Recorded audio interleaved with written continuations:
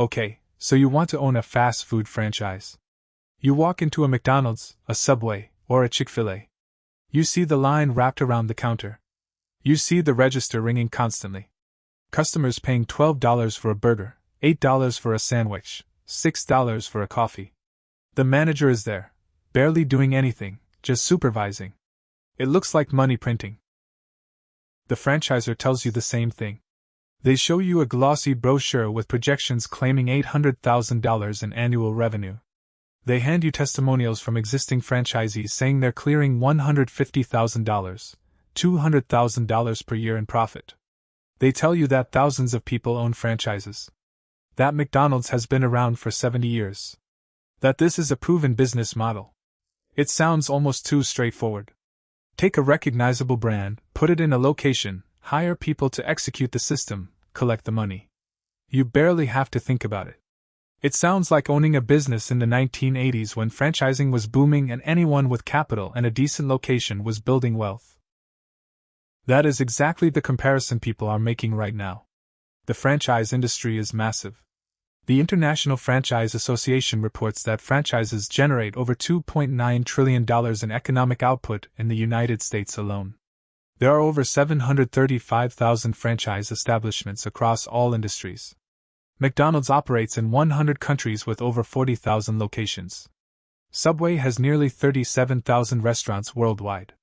By 2025, the franchise industry was growing at 5.6% annually, faster than independent restaurants. Governments are supporting it. Banks are financing it. Big corporations are aggressively recruiting franchisees. So naturally, you assume owning a piece of this must be like owning a printing press on an island where paper is scarce. Everyone needs it. The system is proven. The brand does the marketing for you.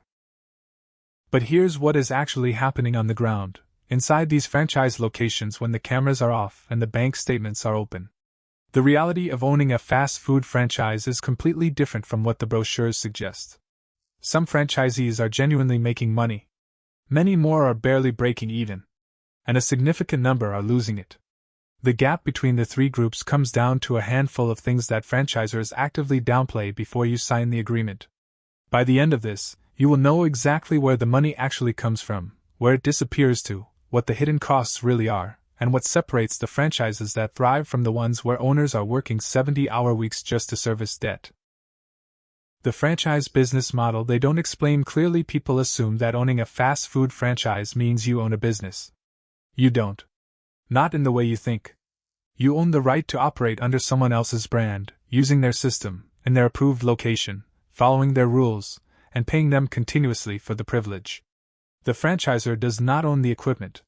The franchisor does not bear the risk if customers don't show up.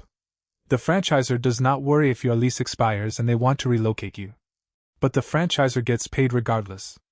This is the fundamental structure that almost nobody explains clearly before you write the check. Let's be precise about what a fast food franchise actually sells.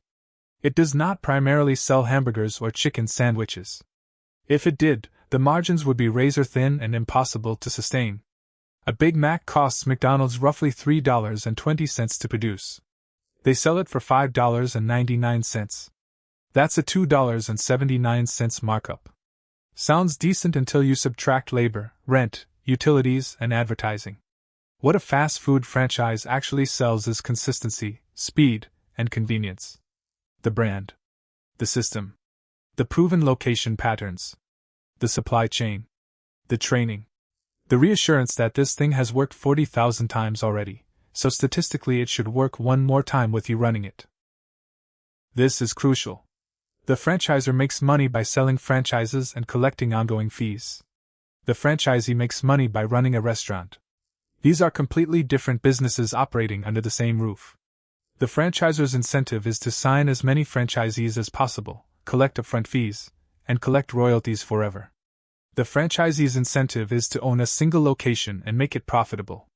These incentives often conflict. The franchisor wants you to expand to 5 units. You want a perfect one. The franchisor wants to saturate your market with other franchisees because that increases royalty income even if it tanks your location's profitability. You want exclusivity or at minimum a reasonable territory. The franchisor wants to place a location 3 blocks from your store if there's a lease opportunity and foot traffic. You're competing against yourself. What actually costs money? The full investment breakdown. The initial franchise fee is what everyone talks about. It's the headline number. McDonald's franchise fee is around $45,000. Subway was as low as $15,000 for many years, which is why they exploded to 37,000 locations. Chick-fil-A doesn't charge a franchise fee at all, which makes their model fundamentally different. But the franchise fee is often the smallest amount you'll spend. Most franchisees are shocked when they see the real full investment required.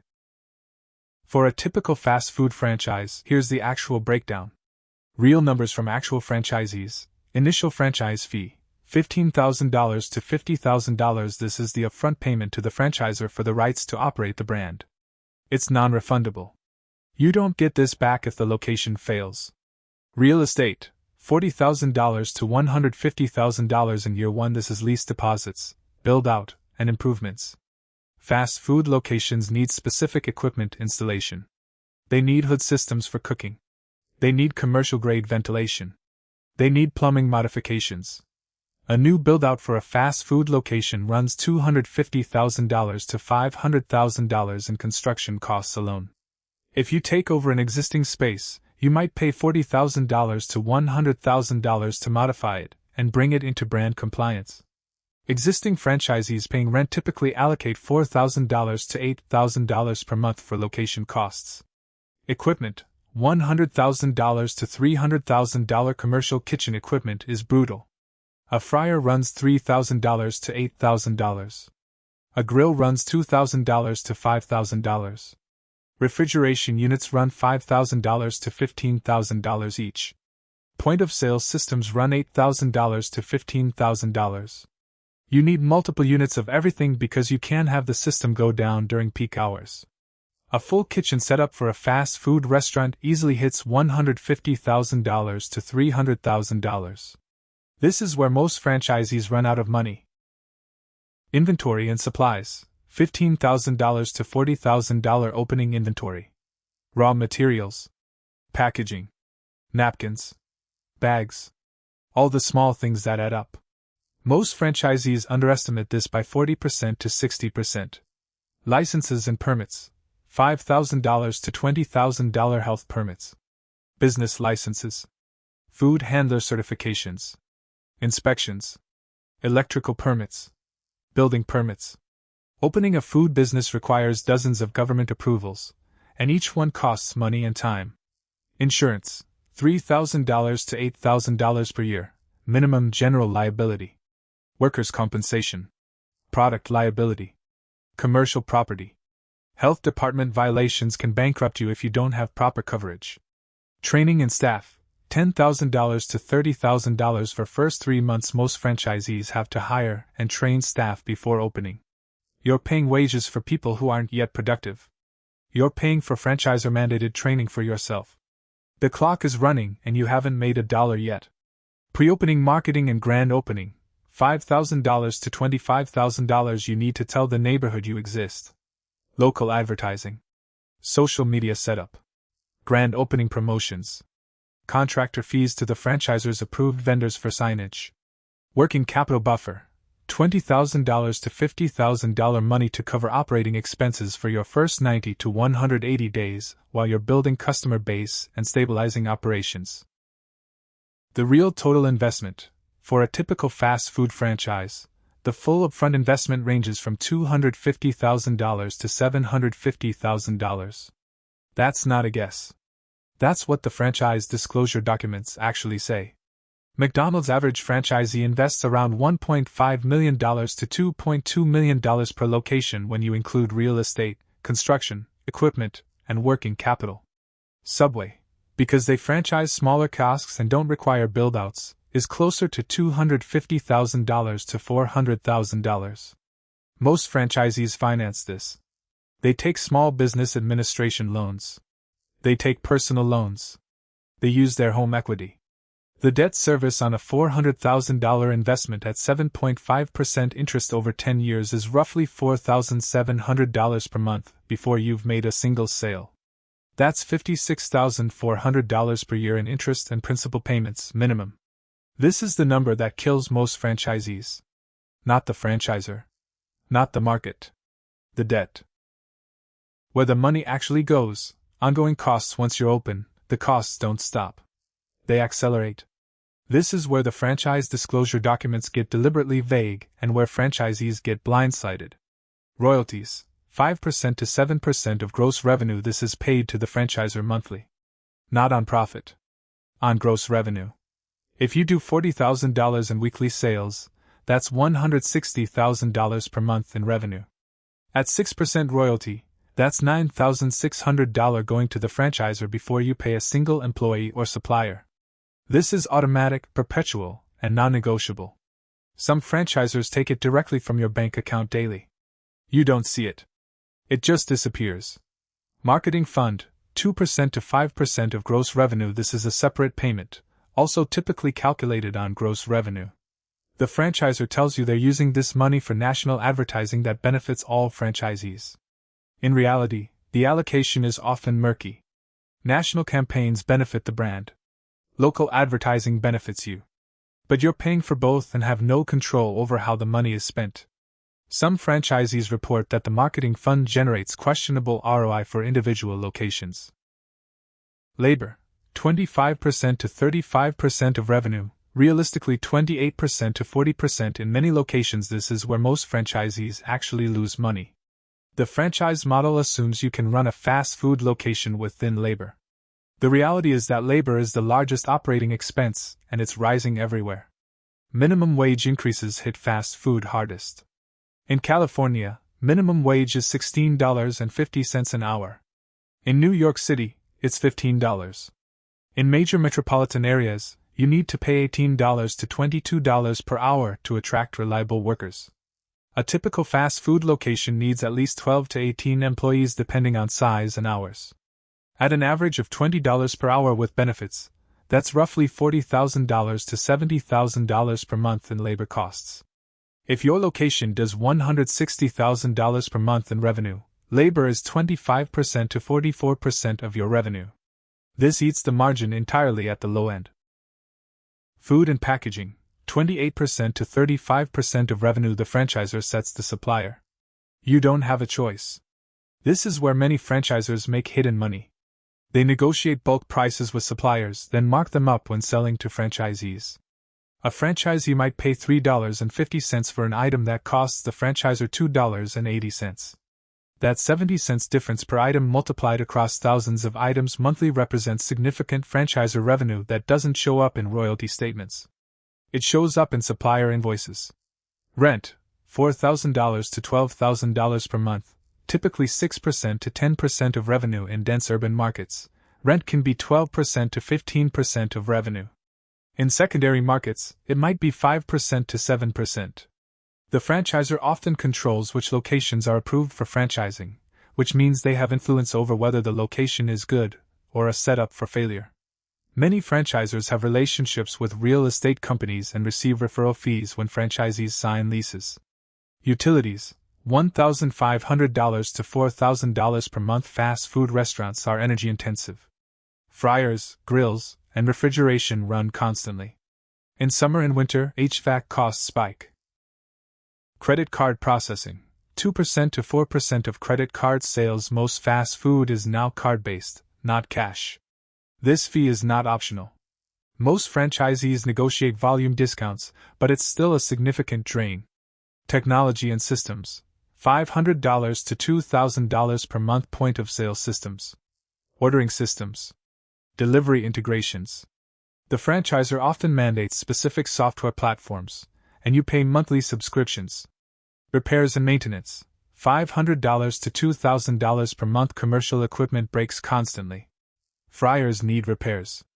Refrigeration fails. Plumbing backs up. A $5,000 repair is routine. A $15,000 repair happens more often than franchisees expect. Franchisor site visits and compliance, $1,000 to $5,000 per year. The franchisor sends inspectors. They audit your books. They check if you're following procedures. If they find violations, you pay fines. If they determine you're not meeting brand standards, you might be forced to make improvements. Business insurance: $3,000 to $8,000 per year more if you have workers' compensation claims or customer incidents. The total monthly operating costs for a typical location: revenue, $160,000, typical mid-sized location, royalties, 6% $9,600 marketing fund, 3% $4,800 labor, 30% $48,000 food and packaging, 32% $51,200 rent, 6% $9,600 utilities, $2,500 credit card processing, $3,200 technology/systems, $800 repairs/maintenance, $1,200 insurance, $700 franchisor compliance, $200 total, $131,600 net profit, $28,400 per month, $340,800 per year. This looks great. But here's what the franchisee actually experiences. What franchisees don't account for: inconsistent revenue. That $160,000 per month assumes consistent traffic. Most locations don't see consistent traffic. Weather affects it. New competitors affect it. Economic downturns affect it. A location that averages $160,000 might see $140,000 in a slow month, and $180,000 in a good month. The fixed costs don't adjust down in slow months. Royalties and marketing fund are still 9% of whatever you sell. Rent is still $9,600. Suddenly a slow month generates $28,600 in revenue but costs $131,600, creating a $103,000 loss. Labor turnover: fast food has the highest turnover rate of any industry. Some estimates put annual turnover at 100% to 150%. That means you're hiring and training constantly. Training new employees costs money. Productivity takes time to build. Your best workers leave for other jobs. You're perpetually understaffed during the training period, which means worse service, which means lower sales. Food waste and shrinkage: you prepare food ahead of time in fast food. Not everything sells. Some spoils. Some is given away as samples. Some is stolen by employees. Industry estimates suggest 5% to 8% of prepared food never generates revenue.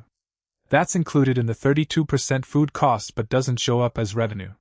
On $160,000 in sales, 6% waste means $9,600 in food that generated zero revenue. Your food cost is effectively 38% of what you actually sell. Delivery platforms: most fast food locations now rely on DoorDash, Uber Eats, Grubhub, and similar platforms for 15% to 35% of their orders. Each platform takes 25% to 30% commission on the order.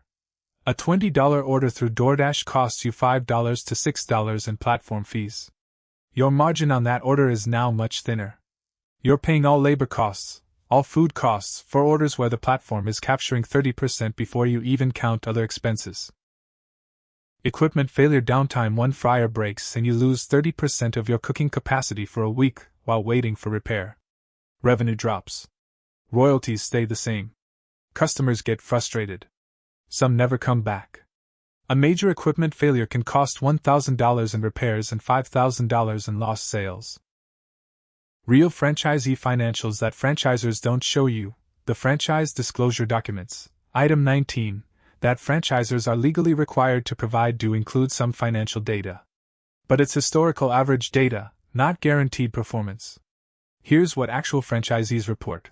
The bottom 25% of franchisees: revenue, $80,000 to $120,000 per month. Operating costs exceed revenue. Monthly loss, $3,000 to $15,000. Owners are working 70-plus hour weeks. Annual loss, $36,000 to $180,000. Most are considering closing or selling the location. This accounts for roughly 1 in 4 franchisees. The middle 50% of franchisees: revenue, $130,000 to $200,000 per month after all costs.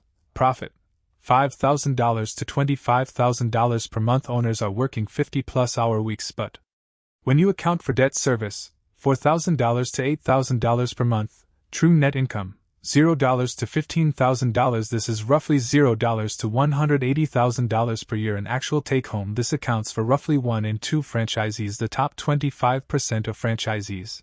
Revenue: $220,000 to $350,000 per month after all costs. Profit: $35,000 to $80,000 per month. Owners work 40 to 50 hours per week after debt service. Net income: $25,000 to $70,000 per month. Annual take-home: $300,000 to $840,000, but this requires exceptional location, excellent management, and often multiple units. This accounts for roughly 1 in 4 franchisees. The critical insight: your location, your market, your personal management ability, and your labor costs determine everything.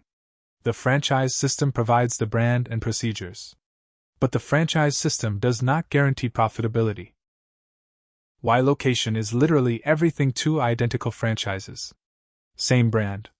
Same system. Same owner. Sophistication. One is in a high-traffic intersection near an office park. One is in a secondary location in a quiet residential area. The first does $250,000 per month in revenue. The second does $90,000 per month. Same franchise fee paid to the franchisor. Same royalties owed. Same system. Completely different economics. This is where the franchisee gets trapped. The franchisor approves the location. The franchisor decides whether the spot is acceptable. The franchisor has no downside if the location is bad. They already collected their franchise fee. They're still collecting royalties on whatever revenue you generate, even if it's barely enough to keep the lights on. Franchisees who choose poor locations are paying for that mistake every single month for the next 10 years. Highway corridors with high vehicle traffic are exceptional. Gas station locations adjacent to fast food opportunities are exceptional. Shopping centers with anchor tenants that draw crowds are good. Drive-through feasibility matters enormously. Corner locations with visibility matter. Ground floor with parking visibility matters. The franchises that fail are often in secondary retail spaces, interior mall locations, or neighborhoods where foot traffic never materialized. The franchisee signed a 10-year lease, invested $500,000, and discovered in month 4 that the location can't support the business model. The franchisor shrugs. You're locked into the lease. You're locked into the debt. You're locked into royalty obligations. You're trapped. The franchisor's real incentive here is the fundamental conflict that nobody discusses openly. The franchisor makes money from 3 sources: franchise fees from new franchisees, royalties from existing franchisees, and supplier markups on mandated purchases.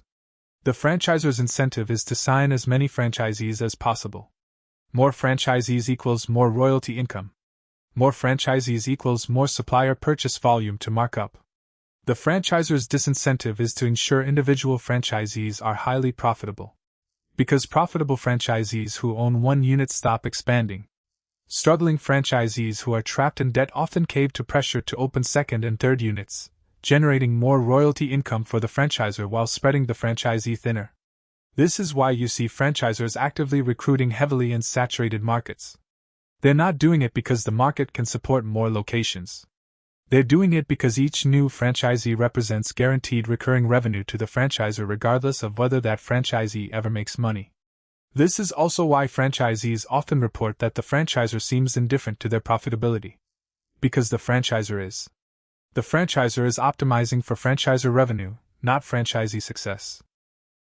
The good scenario: when fast food franchises work, you select a franchise with proven high unit economics. McDonald's, Chick-fil-A, Chipotle franchises in their top-performing locations average stronger returns than the industry. You secure a location with exceptional foot traffic.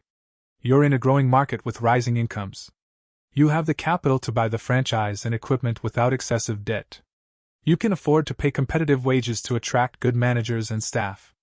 You hire an experienced fast food manager to run daily operations while you focus on business development. Within 12 months, your location hits $200,000 in monthly revenue. After all costs and debt service, you're clearing $20,000 to $30,000 per month. Within 5 to 6 years, you've recovered your initial investment, and you're generating genuine profit. You either expand to additional locations or you sell the business to a buyer at a multiple of cash flow. This works. It's real. It happens. These franchisees also typically report that they underestimated the operational demands. Even with a manager, you're working 40 to 50 hours per week for the first 2 years. You're dealing with employee drama. You're managing health department violations. You're responding to customer complaints. You're price-checking competitors. But if the location and market work, the money justifies the effort. The bad scenario. The more common outcome, you select a franchise based on the promotional materials. The franchisor projects $400,000 in annual profit potential. You've never run a restaurant. You think the franchise system means you don't have to. You finance $450,000 at 8% interest. Your debt service is $5,350 per month.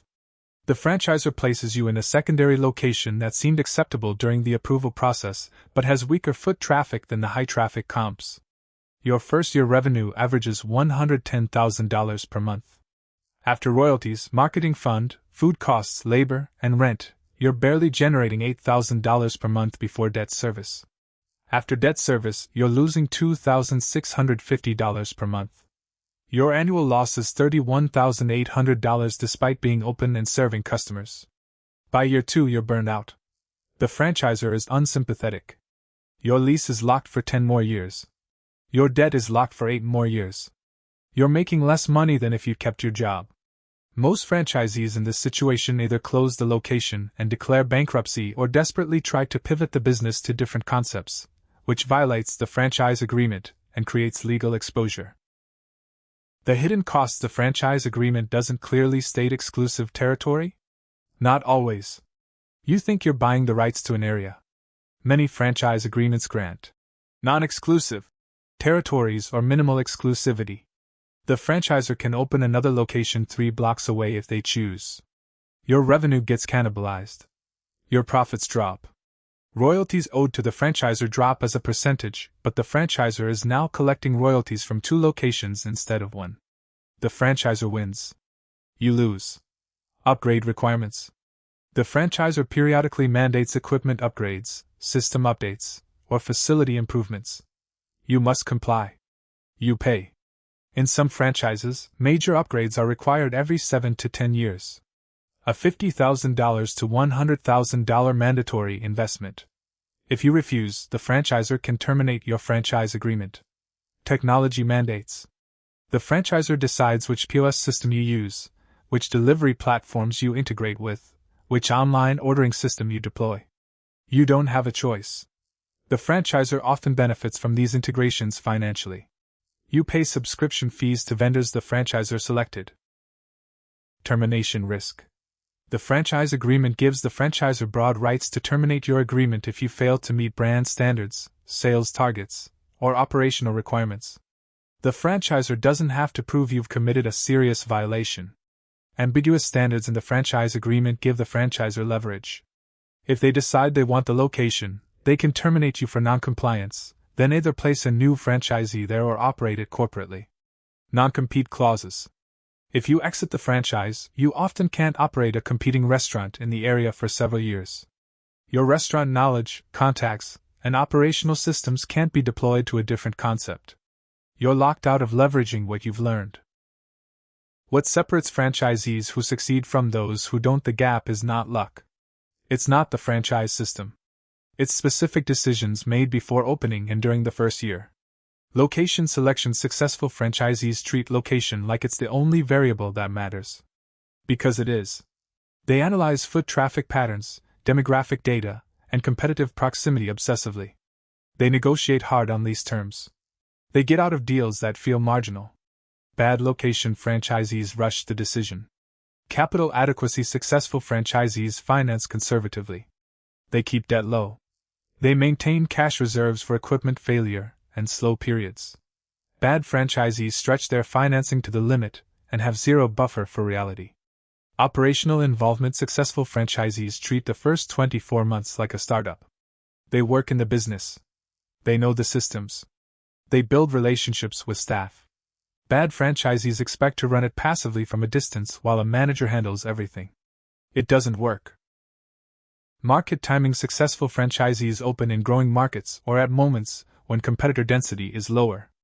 Bad franchisees open in saturated markets where every competitor is also aggressive on pricing and every customer is fighting over scraps.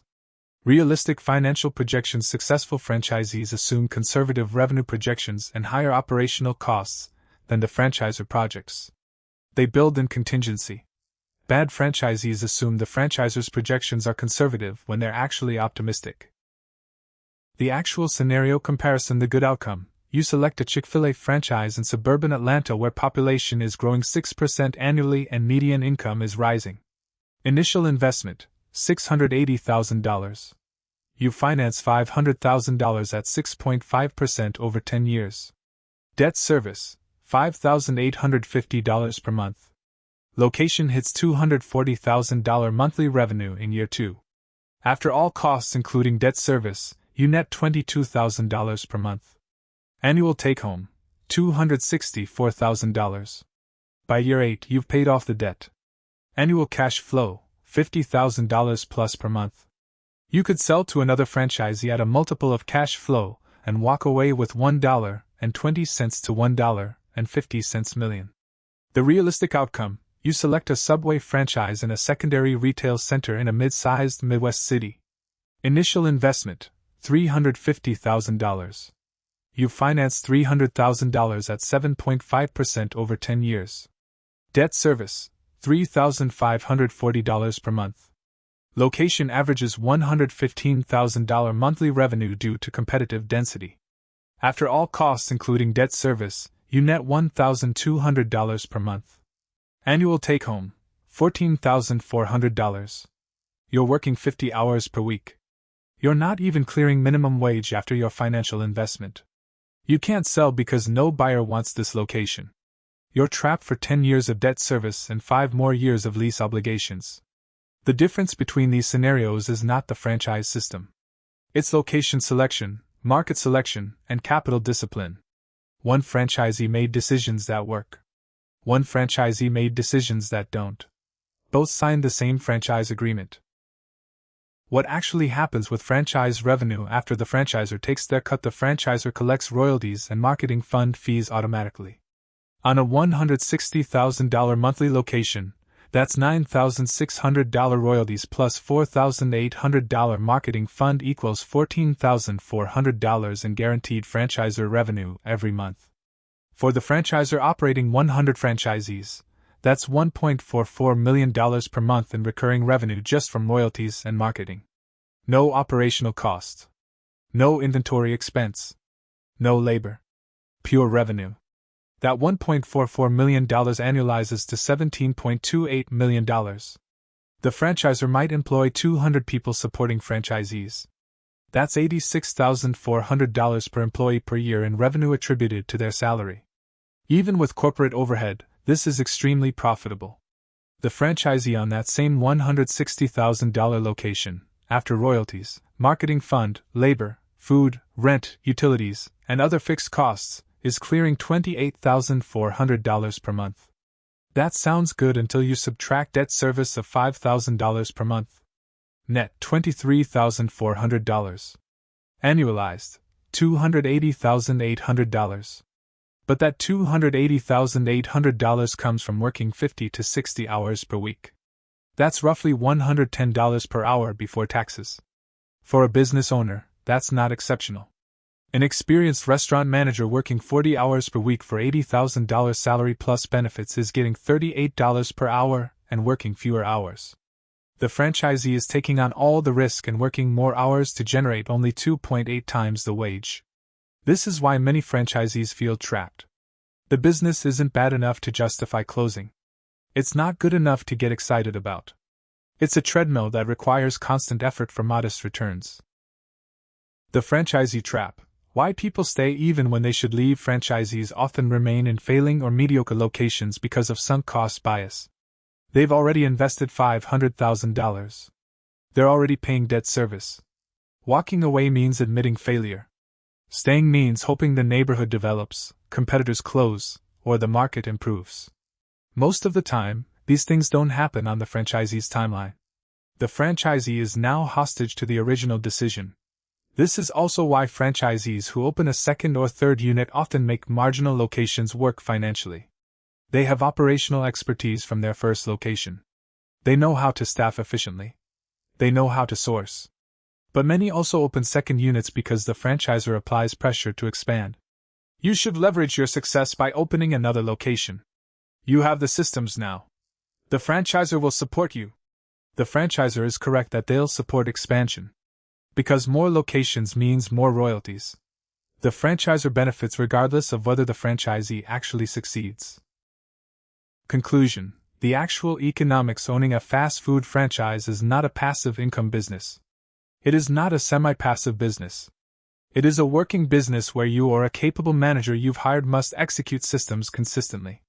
The franchise brand provides enormous value: consumer recognition, operational systems, supply chain leverage, proven marketing. But the franchise brand does not guarantee profitability. It guarantees royalty obligations. The money in fast food franchises goes to four groups. First, the corporate franchisor collects royalties and marketing fund fees automatically, generating recurring revenue with minimal operational burden. Second, the landlords collecting rent from high-traffic commercial real estate. Third, the suppliers with exclusive contracts selling ingredients and materials to franchisees at marked-up prices. Fourth, the franchisees themselves, if they've selected excellent locations, managed operations effectively, and controlled costs aggressively. The separation between franchisees who thrive and those who struggle comes down to three things that almost nobody emphasizes before you write the check: location selection that most franchisees rush, capital discipline that most franchisees abandon, and realistic financial expectations that most franchisees override with optimism. The franchisee who decides location is so critical they'll walk away from mediocre options, who finances conservatively, and who projects conservative revenue will likely succeed. The franchisee who rushes location approval, stretches financing, and assumes franchisor projections are conservative will likely struggle for a decade. The franchise is real.